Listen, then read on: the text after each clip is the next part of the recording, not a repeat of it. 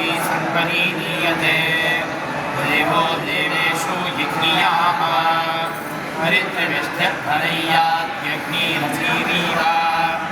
आ देवेषु प्रयोदधात् परिवाचपतिः कविरग्निर्भव्यान्यप्रमीत्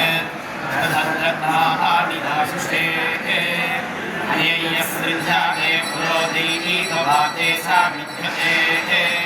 दिवामित्कदं धारणः अस्यागाभिरजीवाघोग्नेरी शीतमत्याः दिग्मजं भस्य मीषुषाः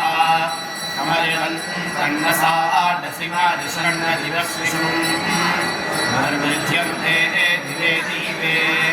गोधत्यन्नाहरिभ्यां कुमारस्साह देव्यः अच्छानभूत उदारं दद्याय जता हरी कुमारात् साह देव्यात् प्रयाता सद्य आदादे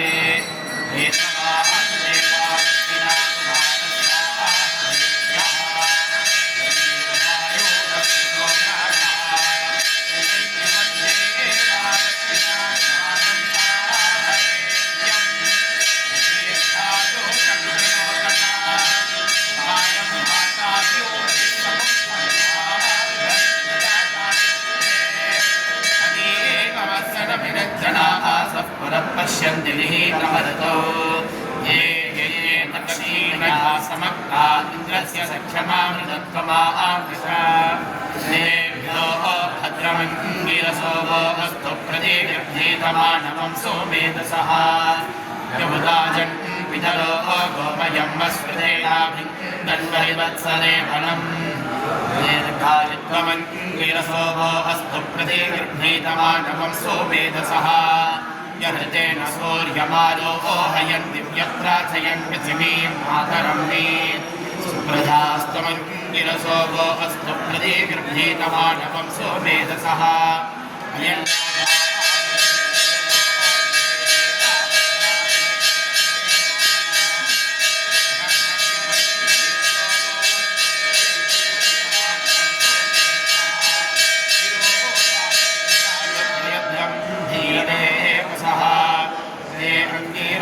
स्वर्णहस्ते अग्ने परिजग्निरे ये अग्ने परिजग्निरे विरूपासो दिवस्परि नवद्भो निदशग्भो अङ्गीरस्तमस्य चा देवेषु मङ्गते इन्द्रे निजानिस्ते दन्तवागतो प्रजन्मो मन्तमश्विनं